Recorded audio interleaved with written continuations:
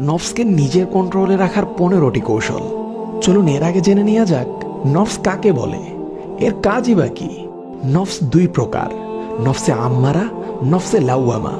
নফসে আম্মারা হলো যা আমাদেরকে অসৎ কাজ করার প্রতি উদ্বুদ্ধ করে থাকে, আর নফসে লাউয়ামা হলো যা আমাদেরকে ভালো কাজ করার জন্য উৎসাহিত করে। আর সাধারণত আমরা নফস বলতে নফসে আম্মারাকেই বুঝাই, যার কাছে আমরা বিজয়ের তুলনায় পরাজয় বরণে বেশি করে থাকি। তাই আপনাদের আজ এমন কিছু টিপ শিখিয়ে দিব যেগুলো ফলো করার মাধ্যমে খুব সহজেই আপনারা নফসের উপর বিজয় লাভ করতে পারবেন। 1 নাম্বার, ফজরের পরে না ঘুমানোর অভ্যাস করুন। প্রয়োজনে কাইলুলা তথা দুপুরে সামান্য ঘুমিয়ে নিন। 2 নাম্বার, পুরো দিনে বেশি থেকে বেশি 3 বার খাবার অভ্যাস করুন এবং ফাস্ট ফুড খাবার পরিহার করুন। 3 নাম্বার, প্রতিবেলা খাবার খাওয়ার সময় যতটুকু খাবার যথেষ্ট মনে হয় এর চেয়ে একটু কম খাবেন। 4 নাম্বার, অপ্রয়োজনীয় কথা বলা থেকে বিরত থাকুন। 5 নাম্বার, সকাল সন্ধ্যার জিকির আজকারগুলো পাঠ করুন।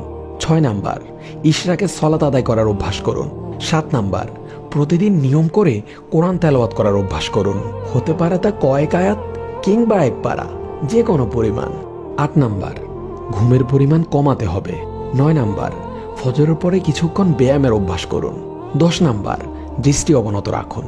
না পারলে ওই সকল জায়গায় এড়িয়ে চলুন যেসব জায়গায় ফিতনার আশঙ্কা আছে। 11 নাম্বার, সোশ্যাল মিডিয়া অ্যাক্টিভিটি কমিয়ে ফেলুন।